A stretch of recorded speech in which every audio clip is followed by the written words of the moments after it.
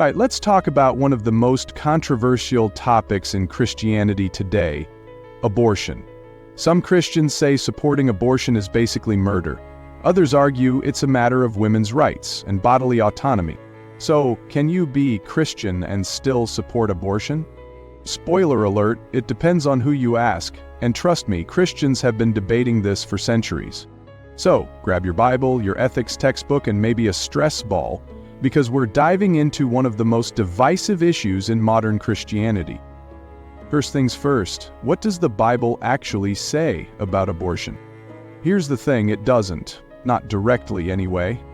You won't find Jesus saying, "Thou shalt not have an abortion," or "Life begins at conception," but that hasn't stopped people from reading between the lines.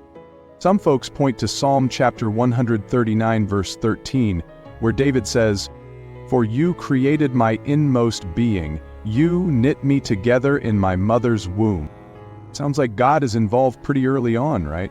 Then there's Jeremiah chapter 1 verse 5, where God tells Jeremiah, "Before I formed you in the womb, I knew you."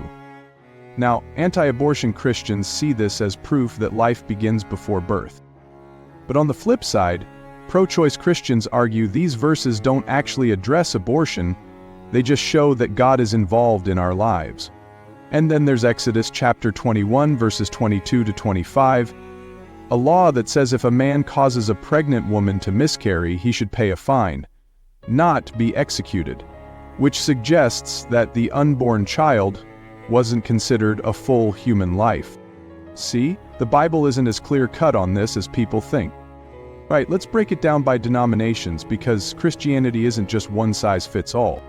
Catholic Church, no exceptions, no abortion, even if the mother's life is at risk. Southern Baptists and evangelicals, also a strong no. They believe life begins at conception and abortion is equal to murder. Eastern Orthodox Church, not as vocal, but also generally against abortion, though they sometimes allow exceptions. United Church of Christ and some mainline Protestants support choice, believing women should have the freedom to decide. Anglicans/Episcopalians, divided. Some say no, others support abortion in cases of rape, incest, or health risks. Progressive Christians believe the Bible is about love, justice, and autonomy, and Jesus would prioritize compassion over strict rules. So yeah, Christianity's all over the place on this. Here's the real debate. Is abortion a moral issue or a personal one? Some say if you believe life begins at conception, abortion is murder, no exceptions.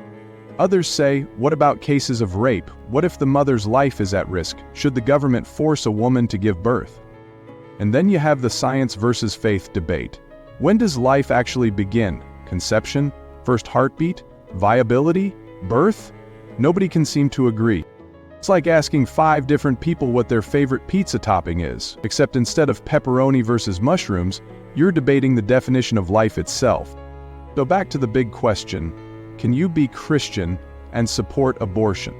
If you ask the Pope, no. If you ask progressive Christians, absolutely. If you ask Jesus, we don't actually know, because he never talked about it. What we do know is that Christianity has always had debates about ethics, slavery, divorce, war, wealth, and abortion is just the latest battleground. Some Christians believe protecting life means banning abortion. Others believe protecting women's rights is just as important. And honestly, that debate isn't ending anytime soon. So what do you think? Can you be Christian and support abortion? Drop your thoughts in the comments, but be nice. No Old Testament style smite wars in the chat, okay? If you like this video, hit that like button, subscribe for more, and I'll see you next time.